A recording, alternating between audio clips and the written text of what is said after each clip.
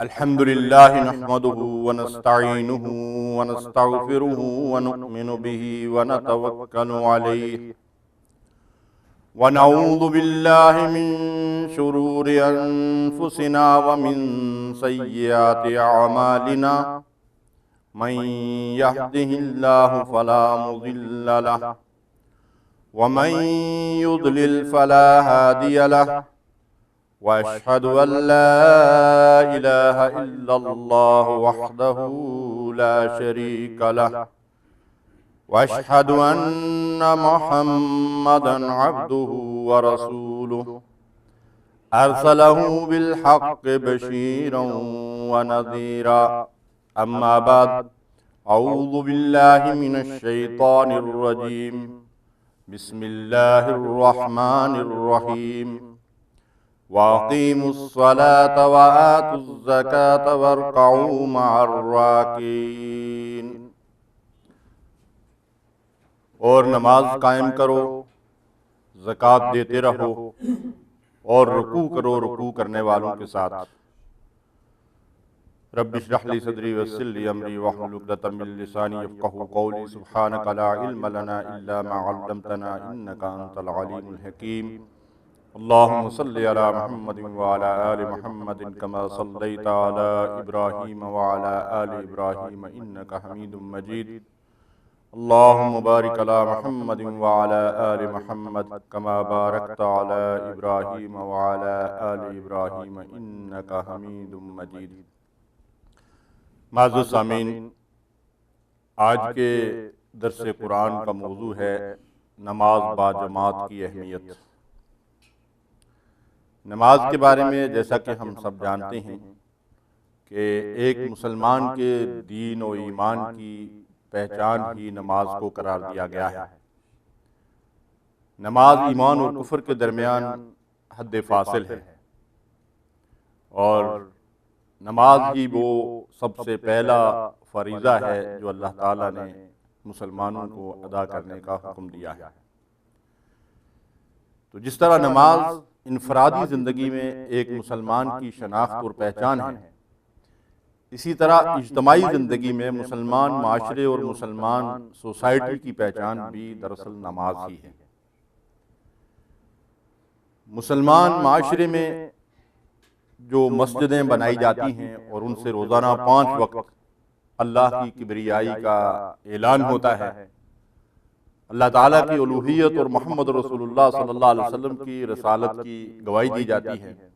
اور پھر لوگوں کو نماز کے لیے بلایا اور پکارا جاتا ہے، تو یہ مساجد اور یہ اذان کی 5 وقت کی صدا، یہ کسی معاشرے کے بارے میں اس بات کا ثبوت ہوتا ہے کہ یہ مسلمانوں کا معاشرہ ہے اور یہ مسلمانوں کا ملک ہے۔ یہی وجہ ہے کہ ہم دیکھتے ہیں کہ اللہ کے نبی صلی اللہ علیہ وسلم جب مدینہ تشریف لائے تو قباء کے مقام پر آپ نے عارضی طور پر چند دنوں کے لیے قیام فرمایا، اور وہاں آپ نے سب سے پہلے مسجد کی بنا ڈالی۔ وہ مسجد جس کی تعریف قرآن مجید کے اندر بھی کی گئی، لَمَسْجِدٌ أُسِّسَ عَلَى التَّقْوَى مِنْ أَوَّلِ يَوْمٍ، وہ مسجد جس کی بنیاد ہی خوف خدا اور پرہیزگاری پہ رکھی گئی۔ وہاں سے اللہ کے نبی صلی اللہ علیہ وسلم آگے بڑھے، مدینہ میں آپ نے قیام فرمایا، تو آپ نے اپنی ذاتی رہائش سے بھی پہلے مسجد نبوی کی بنیاد رکھی۔ اس سے یہ بات واضح ہوتی ہے کہ نماز اور اس کا قیام مسلمانوں کی انفرادی زندگی میں اور ان کی اجتماعی زندگی میں اس کی کیا حیثیت ہے۔ پھر اللہ کے نبی صلی اللہ علیہ وسلم نے جمعہ قائم فرمایا، جو 5 وقت کی نماز کے علاوہ ہفتے میں ایک دن مسلمانوں کا بڑا اجتماع ہوتا ہے۔ اور قرآن مجید میں اللہ تعالیٰ نے ایک اسلامی حکومت کے جو بنیادی فرائض بیان کیے ہیں، یا ایک اسلامی حکومت جن 4 بنیادی ستونوں پہ قائم ہوتی ہے، ان میں سب سے پہلی ذمہ داری اس اسلامی حکومت کی یہی قرار دی گئی کہ وہ نظام صلاح کو قائم کرے۔ ارشاد فرمایا الذین مکناہم فی الارض اقاموا الصلاۃ وآتوا الزکاۃ وامروا بالمعروف ونہوا عن المنکر۔ یہ مسلمان وہ لوگ ہیں کہ اگر زمین کے کسی حصے میں ان کو اللہ تعالی قدم جما دے، یعنی ان کو اقتدار اور اختیار حاصل ہو جائے، تو وہاں سب سے پہلا جو کام کرتے ہیں وہ نظام صلاح کا قیام ہے، اور اس کے بعد زکوٰۃ کا نظام قائم کرتے ہیں، اور امر بالمعروف اور نہی عن المنکر کے ادارے قائم کرتے ہیں۔ تو اسلامی حکومت کے فرائض میں یہ بات شامل ہے کہ وہ مسلمانوں کے درمیان اقامت صلاح کا انتظام کرے۔ تو یہی مسلمانوں کی انفرادی اور اجتماعی زندگی میں نماز کی اہمیت ہے۔ اس کے بعد ہم یہ دیکھتے ہیں کہ اللہ تعالیٰ نے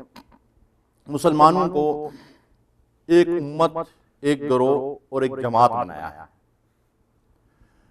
اور مسلمانوں کو باہمی اخوت، محبت اور شیر و شکر ہو کر زندگی گزارنے کی تاکید اور تلقین کی ہے، اور مسلمانوں کے درمیان اختلاف اور انتشار کی شدید مذمت کی گئی ہے۔ قرآن مجید میں اور نبی صلی اللہ علیہ وسلم کے ارشادات میں بار بار مسلمانوں کو اس بات کی تاکید کی گئی کہ وہ باہم شیر و شکر ہو کر زندگی بسر کریں اور اختلاف اور انتشار سے بچیں۔ دراصل انفرادی زندگی کا اسلام کے اندر کوئی تصور ہی نہیں ہے، مسلمانوں کو اجتماعی زندگی بسر کرنے کا حکم دیا گیا ہے۔ ارشاد فرمایا وَاعْتَصِمُوا بِحَبْلِ اللَّهِ جَمِيعًا وَلَا تَفَرَّقُوا، سارے کے سارے مل کر باہم متحد اور منظم ہو کر اللہ کی رسی، اللہ کے دین کو مضبوطی سے تھام لو، وَلَا تَفَرَّقُوا، تفرقے میں مت پڑو، اختلاف اور انتشار مت پیدا کرو اپنے صفوں کے درمیان۔ ارشاد فرمایا وَلَا تَكُونُوا كَالَّذِينَ تَفَرَّقُوا وَاخْتَلَفُوا مِن بَعْدِ مَا جَاءَهُمُ الْبَيِّنَاتُ، ان لوگوں کی طرح مت ہو جانا، ان لوگوں کی طرح یہود و نصارہ کی طرح کہ انہوں نے کیا کیا،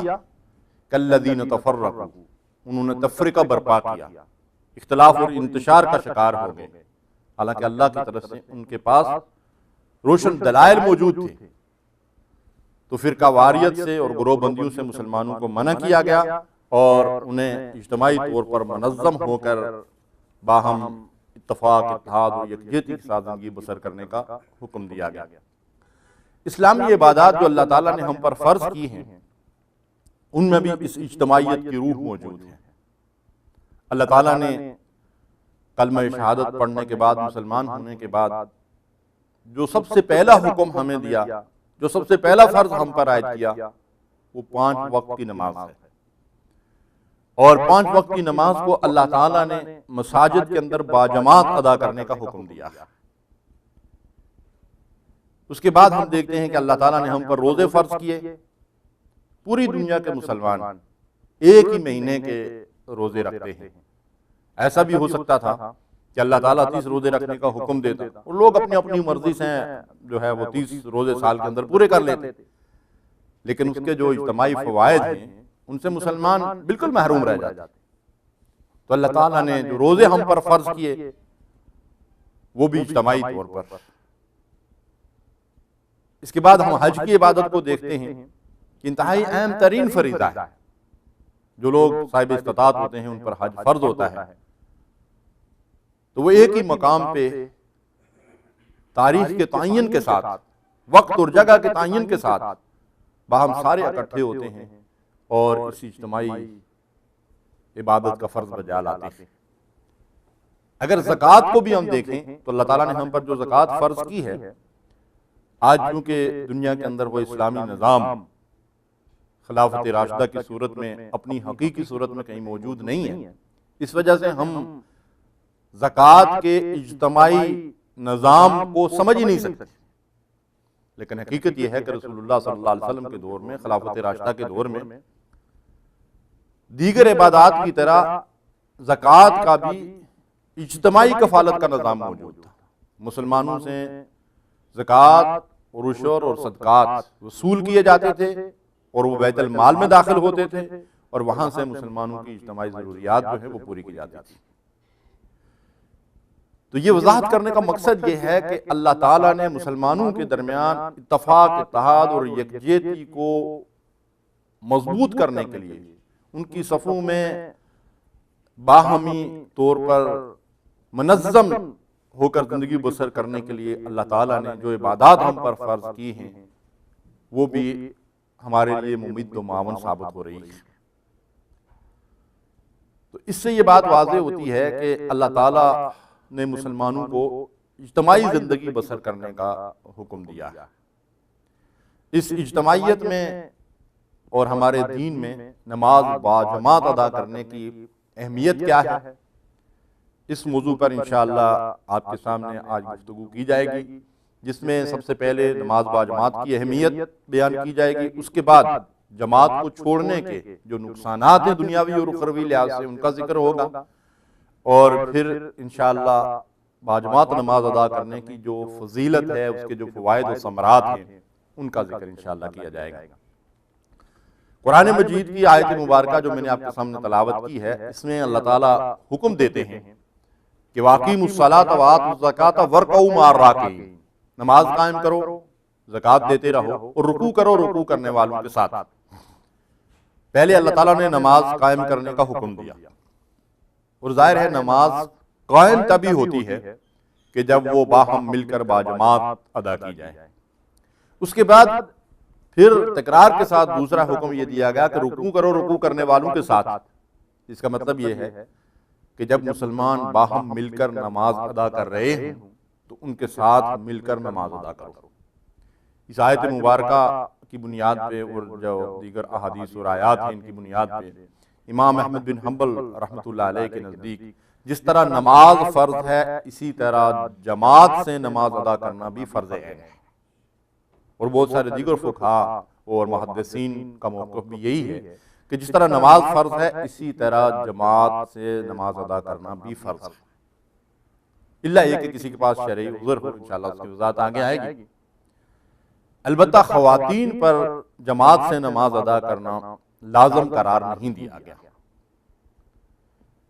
کیونکہ خواتین کے گھروں سے باہر نکلنا فتنے اور فساد کا باعث ہو سکتا ہے،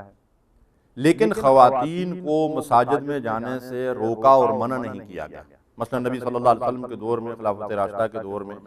اور خیر القرون میں خواتین مسجد میں جا کر نماز ادا کرتی تھیں، اور ان کے لیے مسجد کا ایک حصہ مخصوص کیا جاتا تھا، ان کے لیے الگ دروازہ بنایا جاتا تھا، اور خواتین نماز ادا کرنے کے بعد پہلے جو ہے وہ باہر نکلتی تھیں، اور مردوں کو حکم تھا کہ وہ تاخیر سے دیر سے باہر نکلیں، بعد میں نکلیں جب خواتین نکل جائیں۔ تو اس طرح مساجد میں خواتین کے لیے اس کا اہتمام کیا جاتا تھا، لیکن نبی صلی اللہ علیہ وسلم نے خواتین کی گھر کی نماز کو مسجد کی نماز سے افضل قرار دیا، یعنی خواتین کو جو ثواب مسجد میں جا کر باجماعت نماز پڑھنے کا حاصل ہو سکتا ہے، ان کے گھر کے اندر پڑھی جانے والی نماز اس نماز سے بھی افضل قرار دی گئی۔ اللہ کے نبی صلی اللہ علیہ وسلم کے پاس ایک خاتون آئی اور انہوں نے عرض کیا کہ یا رسول اللہ صلی اللہ علیہ وسلم، میرا جی چاہتا ہے کہ مسجد نبوی میں آپ کے پیچھے آ کر نماز ادا کیا کروں۔ اللہ کے رسول صلی اللہ علیہ وسلم نے ارشاد فرمایا کہ تیری اپنے گھر کے پچھلے کمرے کی نماز باہر والے کمرے سے افضل اور بہتر ہے، اور باہر والے کمرے کی نماز برآمدے کی نماز سے افضل اور بہتر ہے۔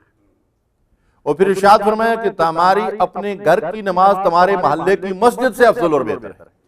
اور پھر ارشاد فرمایا کہ تمہارے محلے کی مسجد کی نماز تمہاری اس مسجد کی نماز سے افضل اور بہتر ہے۔ سبحان اللہ۔ یعنی اس سے اس بات کی وضاحت ہوتی ہے کہ خواتین کا انتہائی شدید ضرورت کے بغیر گھروں سے نکلنا اسلام کے اندر پسند نہیں کیا گیا،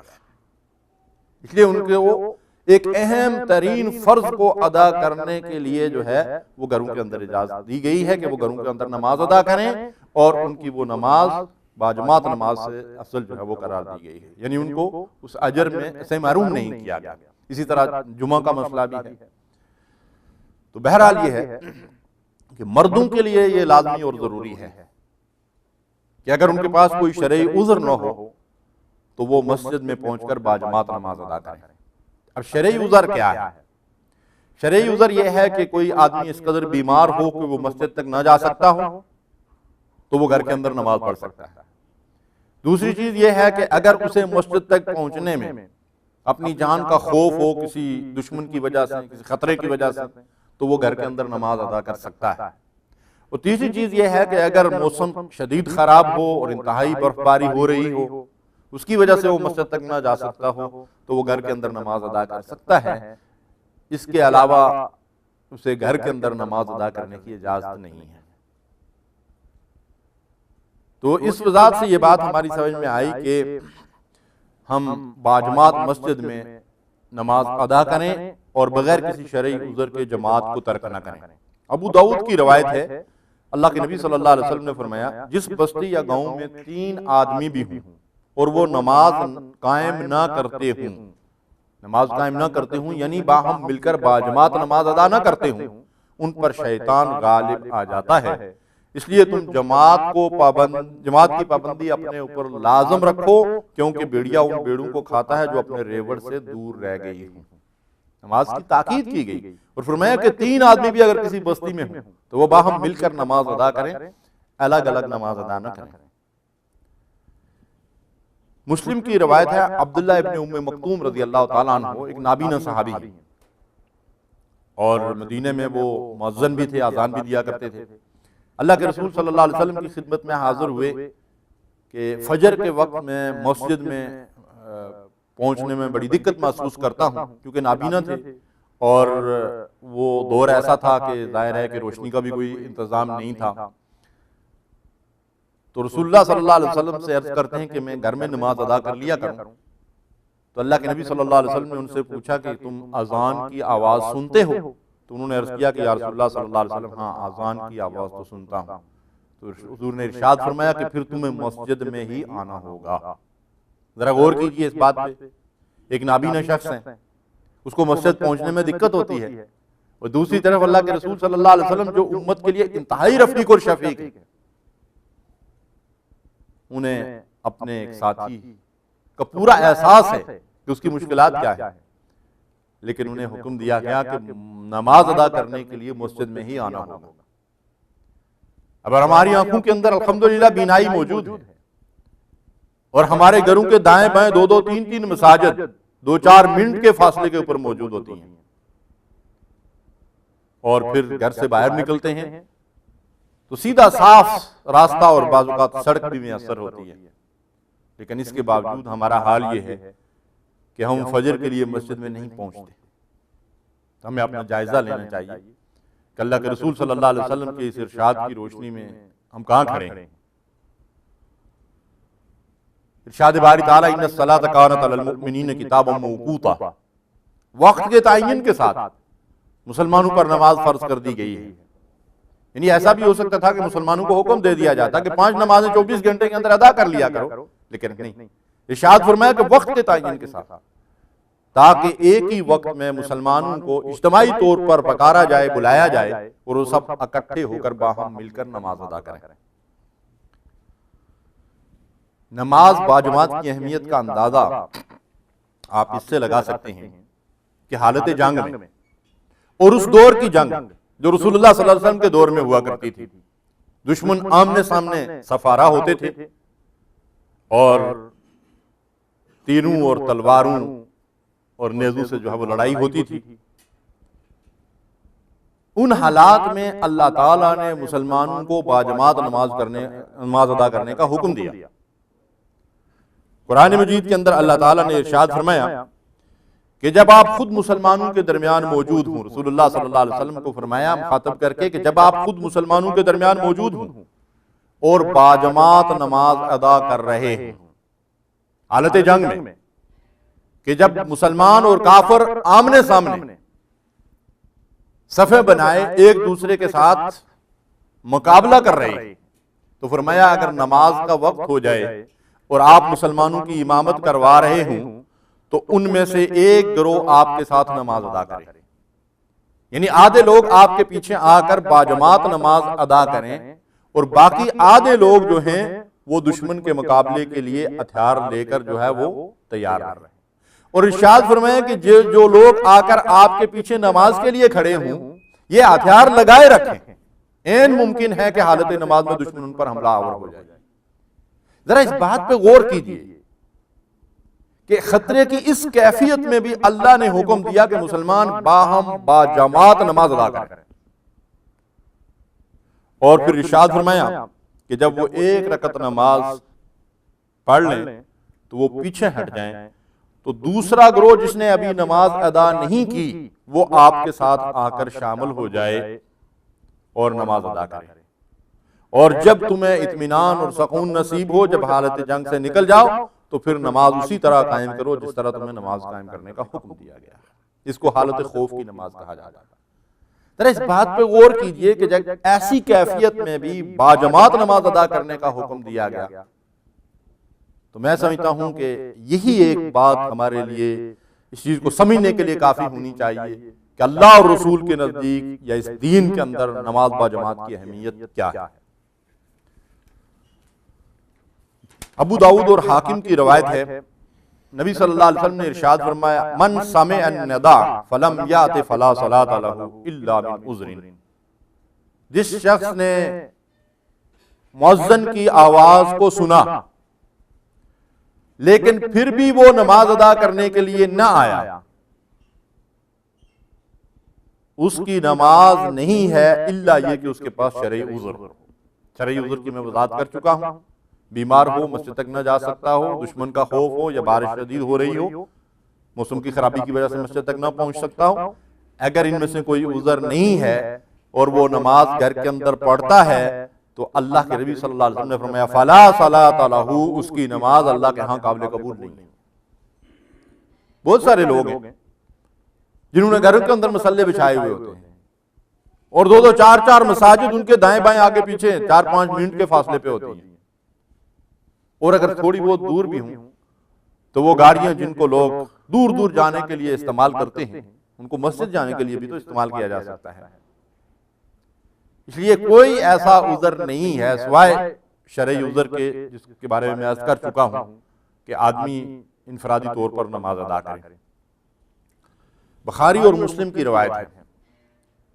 اس حدیث مبارکہ کو سن کر رونگٹے کھڑے ہو جاتے ہیں۔ اللہ کے نبی صلی اللہ علیہ وسلم نے ارشاد فرمایا کہ میں نے پختہ ارادہ کر لیا تھا کہ نماز کا حکم دوں، جب آذان ہو جائے تو کسی کو حکم دوں کہ وہ لوگوں کو نماز پڑھائے، پھر ایسے لوگوں کی طرف جاؤں جو نماز باجماعت میں شریک نہیں ہوتے، اور میرے ہمراہ ایسے ساتھی ہوں جن کے پاس لکڑیوں کے گٹھے ہوں، اور میں جماعت میں حاضر نہ ہونے والوں کو ان کے گھروں سمیت جلا دوں۔ کس قدر اللہ کے حبیب علیہ الصلوۃ والسلام ان لوگوں پر رنجیدہ ہو رہے ہیں، ناراض ہو رہے ہیں کہ جو لوگ بغیر شرعی عذر کے گھروں کے اندر اگر نماز ادا کر رہے ہیں تو ارشاد فرمایا کہ میں چاہتا ہوں کہ ان کے گھروں کے اوپر لکڑیاں ڈال کر ان کو آگ لگوا دوں، گھروں سمیت ان کو جلا دوں۔ دوسری روایت ہے، اور یہ بھی بخاری اور مسلم کی روایت ہے، کہ لولا ما فی البیوت من النساء والذریہ اقمت صلاۃ العشاء وامرت فتیانی فیحرکون ما فی البیوت بالنار، او کما قال صلی اللہ علیہ وسلم۔ اگر گھروں کے اندر خواتین اور بچے نہ ہوتے تو میں حکم دیتا کہ عشاء کی نماز کوئی پڑھائے، اور میں اپنے ساتھ کچھ نوجوانوں کو لے کر نکلتا، اور جو لوگ بغیر عذر شرعی کے گھروں کے اندر نماز ادا کر رہے ہیں میں ان کے گھروں کو جلا ڈالتا۔ ان دو احادیث سے آپ اندازہ لگائیے کہ اللہ کے رسول صلی اللہ علیہ وسلم کس قدر ناراضگی کا اظہار فرما رہے ہیں ان لوگوں سے جو بغیر شرعی عذر کے گھروں کے اندر مصالے بچھائے ہوئے نمازیں پڑھ لیتے تھے۔ میں نے پہلے بھی آپ سے کئی بار عرض کیا کہ ہمارا حال تو یہ ہے کہ پہلی بات تو یہ ہے کہ ہماری اکثریت نماز پڑھتی ہی نہیں، اور جو لوگ نماز پڑھنے والے ہیں انہوں نے بھی اپنے اپنے مزاج کے مطابق نماز پڑھنی ہوتی ہے۔ کوئی 2 وقت کی پڑھتا ہے، کوئی 3 وقت کی، کوئی 4 وقت کی، کوئی 5 تک پہنچتا ہے، اور کوئی جماعت سے پڑھتا ہے، کوئی بغیر جماعت کی پڑھتا ہے۔ دراصل 5 وقت کی نماز جو اللہ نے ہم پر فرض کی ہے، اس نماز کو بغیر شرعی عذر کے انفرادی طور پر ادا نہیں کیا جا سکتا۔ وہ نماز ہمیں باہم مل کر مساجد کے اندر پابندی وقت کے ساتھ باجماعت ادا کرنے کا حکم دیا گیا۔ بخاری اور مسلم کی ایک روایت ہے، نبی صلی اللہ علیہ وسلم نے ارشاد فرمایا اثقل الصلاۃ علی المنافقین صلاۃ العشاء وصلاۃ الفجر ولو یعلمون ما فیہما لاتوہما ولو حبوا۔ ارشاد فرمایا کہ سب سے بھاری نماز جو منافقین پر ہے وہ عشاء اور فجر کی نماز ہے، اور اگر انہیں معلوم ہو جائے کہ اس نماز کے اندر ان کے لیے کیا اجر و ثواب ہے اور اس کی کیا اہمیت ہے، تو اگر ان کو گھٹنوں کے بل بھی آنا پڑتا تو وہ نماز مسجد میں آ کر ادا کرتے۔ پہلی بات پہ غور کیجئے کہ منافقین کے اوپر فجر اور عشاء کی نماز باجماعت پڑھنا سب سے بھاری اور مشکل ہے۔ اب ہم اپنا جائزہ لیں اور فجر کی نماز میں مساجد میں نمازیوں کی حالت کو دیکھیں، کتنے لوگ ہوتے ہیں، یعنی دن کی نمازوں میں کتنے لوگ ہوتے ہیں اور فجر کی نماز میں کتنے لوگ ہوتے ہیں۔ اور رسول اللہ صلی اللہ علیہ وسلم نے ان دو نمازوں کو، فجر اور عشاء کی نماز کو، منافقین پہ باری قرار دیا۔ ہمیں بھی اپنا جائزہ لینا چاہیے، ہم اپنے ایمان اور اپنے دین کی لحاظ سے کہاں کھڑے ہیں؟ کہیں اس نفاق کے جراثیم ہمارے اندر تو نہیں پیدا ہو گئے؟ ہم اپنے بارے میں خوش فہمی میں مبتلا نہ رہا کریں۔ نفاق ایک ایسا مرض ہے کہ جس سے صحابہ کرام اور مخلص صحابہ کرام اور اکابر صحابہ کرام ڈرا کرتے تھے۔ سیدنا عمر فاروق رضی اللہ تعالی عنہ کا صحابہ کرام کے اندر مرتبہ اور مقام سب پہ واضح ہے۔ حضور صلی اللہ علیہ وسلم کی دنیا سے رخصتی کے بعد ایک صحابی جن کے بارے میں یہ معروف تھا کہ ان کو رسول اللہ صلی اللہ علیہ وسلم نے منافقین کے نام بتا دیے تھے، عمر فاروق رضی اللہ تعالیٰ عنہ ان کے پاس پہنچے کہ اب اللہ کے نبی صلی اللہ علیہ وسلم دنیا میں موجود نہیں ہے، ذرا میرے بھائی مجھے یہ بتا دو کہ جن منافقین کے نام آپ کو بتائے گئے ہیں ان میں میرا نام تو شامل نہیں ہے۔ اللہ غور کیجئے، سوچئے، اس نفاق کے بارے میں ہم اپنے آپ کو شاید بری سمجھتے ہیں، لیکن یہ ایسا مرض ہے کہ جس سے ہمیشہ ہمیں ڈرتے رہنا چاہیے۔ اور جہاں جہاں رسول اللہ صلی اللہ علیہ وسلم نے فرمایا کہ یہ اس کی علامتیں ہیں، ان سے اپنے آپ کو بچانا چاہیے۔ جیسے حضور نے فرمایا کہ جھوٹ بولنا نفاق کی علامت ہے، بددیانتی نفاق کی علامت ہے، بدعادی نفاق کی علامت ہے، بد زبانی اور گالی گلوچ نفاق کی علامت ہے، نماز میں سستی اور تساہل جو ہے وہ نفاق کی علامت ہے، فجر اور عشاء کی نماز میں جماعت سے نماز ادا نہ کرنا نفاق کی علامت ہے۔ تو ہمیں اپنے آپ کو نفاق سے بچانا چاہیے۔ عبداللہ ابن مسعود رضی اللہ تعالیٰ عنہ بیان فرماتے ہیں کہ جس آدمی کو اس بات کی خوشی ہو کہ کل قیامت کے دن اس کی ملاقات اللہ تعالیٰ سے اس حالت میں ہو کہ وہ ان نمازوں کی پابندی، تو اس حالت میں ہو، ایمان کی حالت میں ہو، یعنی جسے اس بات کی خوشی ہو کہ کل قیامت کے دن جب وہ اللہ سے ملے تو ایمان کی حالت میں اللہ سے ملے، وہ ان نمازوں کی پابندی کرے، جہاں بھی آذان ہو جائے، یعنی جہاں بھی آذان ہو جائے تو وہ باجماعت نماز ادا کرے۔ اللہ تعالیٰ نے تمہارے نبی صلی اللہ علیہ وسلم کے لیے ہدایت کے طریقے مقرر فرما دیے ہیں، عبداللہ ابن مسعود رضی اللہ تعالیٰ عنہ فرماتے ہیں، اور نماز باجماعت ادا کرنا ہدایت کے طریقے کا حصہ ہے۔ اگر تم گھروں میں نماز ادا کرو جس طرح یہ پیچھے رہنے والا اپنے گھر میں نماز ادا کرتا ہے تو تم اپنے نبی کے طریقے کو چھوڑ بیٹھو گے۔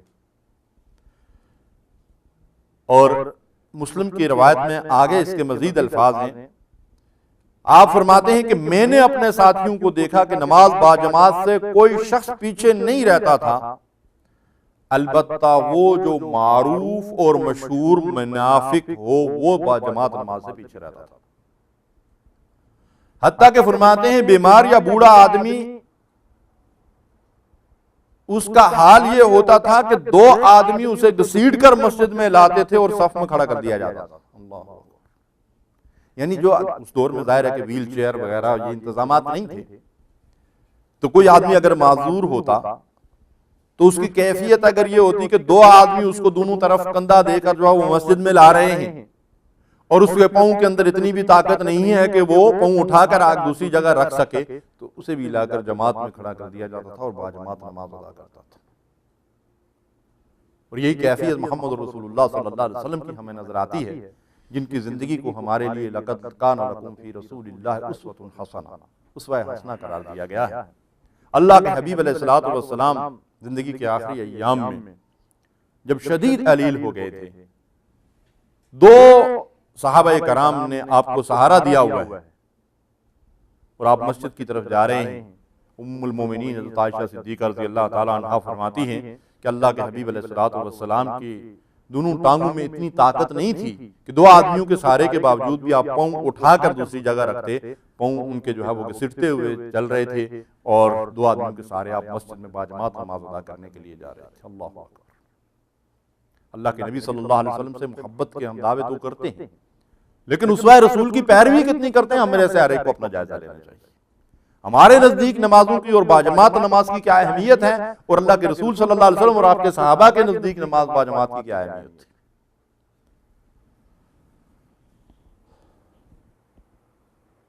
ایک شاعر نے کتنی زبردست بات کہی ہے، کس قدر گراں تم پہ صبحوں کی بیداری ہے، کس قدر گراں تم پہ صبحوں کی بیداری ہے، ہم سے کب پیار ہے ہاں نیند مگر تمہیں پیاری ہے۔ یعنی جب ہم فجر کے وقت سو رہے ہوتے ہیں تو ہم اس بات کا جائزہ لیں کہ ایک طرف اللہ کی طرف سے بلاوا آ رہا ہوتا ہے اور دوسری طرف نیند کا مسئلہ ہوتا ہے۔ یعنی ایک طرف اللہ کا حکم، دوسری طرف خواہش نفس۔ اس وقت ہم دو رائے پہ کھڑے ہوتے ہیں، اس کے بعد فیصلہ ہم نے کرنا ہوتا ہے۔ تو اگر ہم نے وہاں خواہش نفس کے سامنے ہتھیار ڈال دیے تو اس کا مطلب یہ ہے کہ ہم نے اللہ کے حکم کے مقابلے میں، اس کی اطاعت کے مقابلے میں خواہش نفس کی اطاعت اختیار کر لی، جبکہ ایمان کا تقاضا کیا ہے؟ لا یؤمن احدکم حتی یکون ہواہ تبعا لما جئت بہ۔ تم میں سے کوئی ایمان والا ہو ہی نہیں سکتا جب تک اپنی خواہش نفس کو اس دین اور شریعت کے تابع نہ بنا دے جو نبی صلی اللہ علیہ وسلم لے کر آئے۔ تو ہمیں ان آیات اور احادیث سے جو رہنمائی ملتی ہے، اس کی روشنی میں جماعت کی اہمیت ہمارے سامنے واضح ہوتی ہے۔ اب اس باجماعت نماز ادا کرنے کی فضیلت کیا ہے؟ اللہ کے نبی صلی اللہ علیہ وسلم نے ارشاد فرمایا کہ جب تم میں سے کوئی شخص آمین کہے اور آسمان میں فرشتے بھی آمین کہیں اور ایک کی آمین دوسرے کی آمین کے موافق ہو جائے تو اس کے گزشتہ گناہ معاف ہو جاتے ہیں۔ اللہ اکبر۔ جب ہم نماز ادا کرتے ہیں اور جہری نمازوں میں بالجہر آمین کہتے ہیں تو فرشتے جو ہے وہ بھی عرش پہ آمین کہتے ہیں۔ اب یہ آمین جب دونوں کی برابر ہو جاتی ہے، موافق ہو جاتی ہے، تو جن لوگوں نے آمین کہی اور فرشتوں نے بھی اس پر آمین کہی، اللہ کے نبی صلی اللہ علیہ وسلم نے بشارت دی ہے کہ ان لوگوں کے سابقہ سارے گناہ معاف کر دیے جاتے ہیں۔ اب یہ سعادت کن لوگوں کو حاصل ہوتی ہے؟ جو مسجد میں باجماعت نماز ادا کرتے ہیں انہی کو یہ سعادت حاصل ہوتی ہے،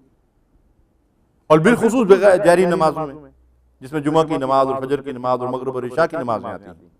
ابو داؤد اور ترمذی کی روایت ہے، تاریکی میں مسجدوں کی طرف جانے والوں کو قیامت کے دن نور کامل کی بشارت دے دو۔ اللہ اکبر۔ قیامت کے دن نور کامل کی بشارت تاریکی میں، عشاء کی نماز اور فجر کی نماز۔ اچھا، اس نور کامل کی ذرا وضاحت کر دی جائے۔ جس روز انسانوں کو پل صراط کے اوپر سے گزرنے کا حکم دیا جائے گا، وہ پل جہنم کے اوپر قائم کیا جائے گا اور ہر ایک کو اس سے اوپر سے گزرنا پڑے گا۔ وہاں کافر گٹاٹوپ اندھیرے میں ہوں گے، ان کے پاس کوئی روشنی نہیں ہوگی اس پل کے اوپر سے گزرنے کے لیے، اور اس پل سے نیچے گریں گے، جہنم کا ایندھن بنیں گے۔ یہی حال منافقین کا ہوگا۔ وہاں وہ مومنین جنہوں نے دنیا میں 5 وقت پابندی سے نماز ادا کی، ان کو اللہ تعالیٰ وہ نور عطا فرمائیں گے، اور یہ نور دراصل ان کے ایمان اور عمل صالح کا نور ہوگا، جیسا کہ قرآن مجید کے اندر اس کا ذکر ملتا ہے۔ اس نور کی روشنی میں وہ پل صراط پار کر کے جہنم کی آگ سے بچ جائیں گے اور جنت میں داخل ہو جائیں گے۔ اور اس بات کی مزید وضاحت اگلی حدیث میں آ رہی ہے، یہ طبرانی کی روایت ہے اور شیخ البانی رحمہ اللہ نے اس حدیث کو صحیح قرار دیا ہے۔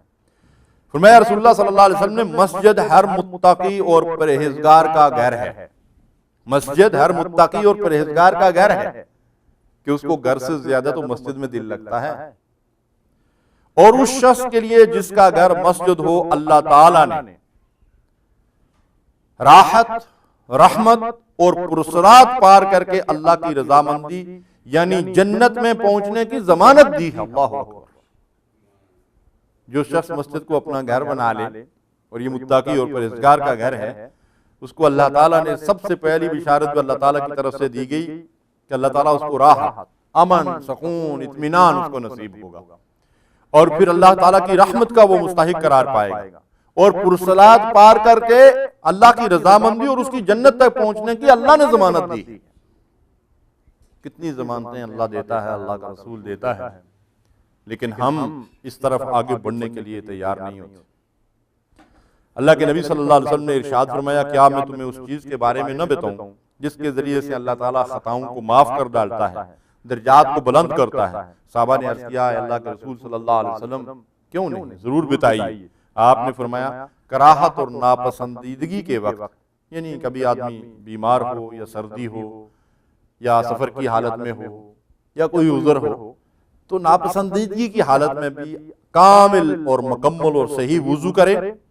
مسجدوں کی طرف قدموں کی کثرت اور ایک نماز کے بعد دوسری نماز کا انتظار۔ فرمایا یہی رباط ہے، یہی رباط، یعنی وضو اچھی طرح کرنا، مسجدوں کی طرف کثرت سے جو ہے وہ قدم بڑھانا، اور ایک نماز کے بعد دوسری نماز کا انتظار کرنا۔ فرمایا یہی رباط ہے۔ رباط معلوم ہے کسے کہتے ہیں؟ اسلامی ملک کی سرحدوں کی حفاظت کے لیے مجاہدین جو پہرا دیتے ہیں اس کو رباط کہتے ہیں، جس کا بہت بڑا اجر و ثواب ہے۔ تو فرمایا کہ جو لوگ مساجد کی طرف آتے جاتے ہیں، وضو صحیح طرح سے کرتے ہیں اور نماز پابندی سے ادا کرتے ہیں، یہ بھی دراصل ان مجاہدین کی طرح ہیں جو اسلامی ریاست کی سرحدوں کی حفاظت کرتے ہیں، اور یہ اپنے دین و ایمان کی حفاظت شیطان کے حملوں سے کر رہے ہیں۔ یہ بھی اس اجر کے اندر اسی طرح شریک ہے۔ سبحان اللہ، یہ کیفیت ہے باجماعت نماز ادا کرنے والوں کی۔ مسلم شریف کی روایت ہے، جس نے نماز کے لیے وضو کیا، پھر فرض نماز کے لیے چلا اور لوگوں کے ساتھ یا جماعت کے ساتھ یا مسجد میں نماز پڑھی، تو اللہ تعالیٰ اس کے گناہوں کو بخش دے گا۔ یہاں بھی نماز کی اور باجماعت کی اہمیت ہمارے سامنے آئی۔ مسلم شریف کی دوسری روایت ہے، جس نے اپنے گھر میں طہارت حاصل کی، پھر اللہ کے گھروں میں سے کسی گھر کا رخ کیا، اللہ کے فرائض میں سے کسی فرض کی ادائیگی کرے، تو اس کا ایک قدم ایک گناہ کو مٹاتا ہے اور دوسرا قدم ایک درجہ بلند کرتا ہے۔ بخاری اور مسلم کی روایت ہے، اگر لوگوں کو پتہ چل جائے کہ اذان کہنے اور پہلی صف میں نماز پڑھنے کا کیا اجر و ثواب اور فضیلت ہے، پھر وہ اس پر قرعہ اندازی کے سوا کوئی چارہ نہ پائیں، تو وہ ضرور اس پر قرعہ اندازی کریں گے۔ یعنی قرعہ اندازی اس چیز میں کی جاتی ہے جہاں بہت سارے لوگ مسابقت کرنے والے ہوں اور پھر کوئی فیصلہ نہ کر پا رہے ہوں، تو وہ قرعہ اندازی کرتے ہیں کہ بھئی ٹھیک ہے، جس کا نام نکلے گا اس کو یہ انعام ملے گا۔ تو اللہ کے نبی صلی اللہ علیہ وسلم نے فرمایا کہ لوگوں کو اگر پتہ چل جائے کہ اذان کہنے اور پہلی صف کے اندر پہنچنے کا اجر و ثواب کیا ہے، تو پھر وہ آپس میں قرعہ اندازی کر کے اس بات کا فیصلہ کریں گے کہ اب اذان کون دے گا اور پہلی صف میں پہلے کون بیٹھے گا۔ اور ارشاد فرمایا، اگر انہیں پتہ چل جائے کہ نماز کی طرف جلدی آنے میں کیا اجر و ثواب ہے، تو اس کی طرف ضرور سبقت کریں گے۔ اب یہ اللہ کے رسول صلی اللہ علیہ وسلم اس اجر و ثواب کی بشارت دے رہے ہیں۔ جن لوگوں تک اللہ اور اس کے رسول کی بشارتیں یہ پہنچتی تھیں، وہ نیکی کے کاموں میں آگے بڑھتے تھے، دوڑتے تھے، لپکتے تھے۔ سارعوا الی مغفرۃ من ربکم، دوڑو اللہ کی بخشش اور مغفرت کی طرف۔ فاستبقوا الخیرات، نیکیوں میں سبقت ایک دوسرے سے لینے کی کوشش کرو۔ فسعوا الی ذکر اللہ، صحیح کرو، کوشش کرو، جدوجہد کرو، آگے بڑھو اللہ کے ذکر کے لیے۔ اور ارشاد فرمایا، کانوا یسارعون فی الخیرات، اللہ کے نیک بندے تھے جو نیکیوں میں ایک دوسرے سے آگے بڑھنے کی کوشش کرتے تھے، دوڑ لگاتے تھے نیکیوں کے حصول کے لیے۔ ہمیں بھی حکم دیا گیا، تم بھی دوڑو، آگے بڑھو، سبقت کرو، مسابقہ کرو نیکیوں کے حصول میں، پہلی صف میں پہنچنے کا اجر و ثواب۔ بہت سے بھائی ہیں جو مسجد میں پہلے چلے جاتے ہیں، لیکن اس کے باوجود پہلی صف میں نہیں بیٹھتے، کہیں پچھلی صف میں، کہیں کسی پلر کے ساتھ جا کر ٹیک لگا کر بیٹھتے ہیں جب تک نماز ہوتی، لیکن اگلی صف میں نہیں پہنچتے۔ کتنے بڑے اجر و ثواب سے محروم رہ رہے ہیں۔ لیکن اس کے مقابلے میں دنیا کے معاملے میں ہم کتنا آگے دوڑتے ہیں۔ ایک واقعہ میں نے کئی دفعہ پہلے بھی آپ سے عرض کیا، رمضان کے مہینے میں ایک مسجد کے اندر کسی اللہ والے نے یہ اعلان کیا ہوا تھا کہ جو آدمی پہلے مسجد میں آئے گا اس کو ایک ٹوکن دیا جائے گا، اور وہ ٹوکن لے کر وہ فلاں ہوٹل پہ جائے گا تو وہاں اس کو کھانا فری دیا جائے گا۔ عصر کی نماز میں وہ ٹوکن ملتا تھا، افطاری کے بعد وہ کھانا ملتا تھا، تقریباً پہلی 3 صفوں کے اندر جو لوگ ہوتے تھے ان کو وہ ٹوکن پورے ہو جاتے تھے، اس کے بعد ٹوکن ختم ہو جاتے تھے۔ تو آپ یقین کیجئے میں نے خود اپنی آنکھوں سے کئی دفعہ یہ منظر دیکھا کہ وہاں لوگوں کی حالت یہ ہوتی تھی کہ اذان سے پہلے وہ 3 صفیں پوری ہو جاتی تھی، اور بعض اوقات میں نے خود یہ منظر دیکھا کہ ایک آدمی تھوڑا لیٹ گیا اور اس کو جگہ نہیں ملی تو وہ اپنے 2 بھائیوں سے گزارش کر رہا ہے، یار بیچ میں مجھے بھی گھسنے کی جگہ دے دو۔ کس کے لیے؟ ایک وقت کھانے کے لیے۔ اللہ اور اس کے رسول کی طرف سے ہمیں کتنی بشارتیں دی جاتی ہیں، کتنے اجر و ثواب کی بشارت سنائی جاتی ہے، لیکن ہمارا حال کیا ہے؟ ارشاد فرمایا نبی صلی اللہ علیہ وسلم نے، مسجد میں باجماعت نماز ادا کرنے کا اجر و ثواب بغیر جماعت کے نماز ادا کرنے کے اجر و ثواب سے 27 گنا زیادہ ہے، اور پھر گھر کی نماز سے مسجد کی نماز 25 گنا زیادہ اجر و ثواب۔ یعنی ایک آدمی گھر کے اندر اکیلا نماز پڑھنے کے بجائے مسجد میں جب نماز ادا کرتا ہے تو مسجد میں نماز پڑھنے کا اجر 25 گنا اور جماعت سے نماز ادا کرنے کا اجر 27 گنا۔ لیکن کتنے ہیں ہم جو اس ثواب کی طرف دوڑتے ہیں، لپتے ہیں، آگے بڑھتے ہیں اور کوشش کرتے ہیں کہ پہلی صف میں پہنچیں، تکبیر اولیٰ کے ساتھ نماز ادا کریں تاکہ زیادہ سے زیادہ اجر و ثواب ہمیں ملے۔ تو یہ وہ چیز ہے جس کی طرف ہمیں سبقت کرنی چاہیے، آگے بڑھنا چاہیے، دوڑنا چاہیے، جس کا اللہ اور اللہ کے رسول نے ہمیں حکم دیا۔ اب یہ جو نماز باجماعت ہم ادا کرتے ہیں، اس کے دنیاوی لحاظ سے، معاشرتی لحاظ سے بھی بہت سارے فوائد و ثمرات ہیں۔ نبی صلی اللہ علیہ وسلم مسلمانوں کو جب نماز پڑھاتے تھے تو انہیں سب سے پہلے صف درست کرنے کا حکم دیا کرتے تھے، اور آپ نے ارشاد فرمایا ان تسویۃ الصفوف من اقامت الصلاۃ، کہ نماز کے درست ہونے کے لیے صفوں کا درست ہونا لازمی اور ضروری ہے۔ آپ باقاعدہ پیچھے مڑ کر لوگوں کو دیکھتے تھے کہ انہوں نے صف درست کی ہے یا نہیں، پھر حکم دیتے تھے کہ پاؤں سے پاؤں ملا کر اور کندھے سے کندھا ملا کر کھڑے ہو، یعنی اپنی صفوں کے درمیان اختلاف اور انتشار پیدا نہ کرو، اور اسی طریقے سے 2 آدمی آپ درمیان میں وقفہ نہ چھوڑیں، ورنہ وہاں شیطان داخل ہو کر تمہارے درمیان جو ہے وہ خلل پیدا کرے گا اور تمہاری نماز کو خراب کر دے گا۔ یعنی صفیں درست اگر نہیں ہوں گی تو گویا کہ پھر انسانوں کے دل بھی درست نہیں ہوں گے۔ اس سے آپ اندازہ لگا سکتے ہیں کہ باجماعت نماز ادا کرنے کی کس قدر اللہ کے رسول صلی اللہ علیہ وسلم تاکید کرتے ہیں، حکم دیتے ہیں، اور اس کے ساتھ ہی پھر جیسا کہ میں نے آپ سے شروع میں عرض کیا کہ مسلمانوں کو اتفاق، اتحاد اور یکجہتی سے زندگی بسر کرنے کا حکم دیا گیا ہے، تو یہ 5 وقت کی نماز مسلمانوں کے درمیان اتفاق اور اتحاد اور یکجہتی کی گویا کہ روزانہ 5 وقت ایک طرح کی مشق کروائی جاتی ہے، جس میں ایک بستی کے ایک جگہ کے مسلمان ایک مسجد میں اکٹھے ہوتے ہیں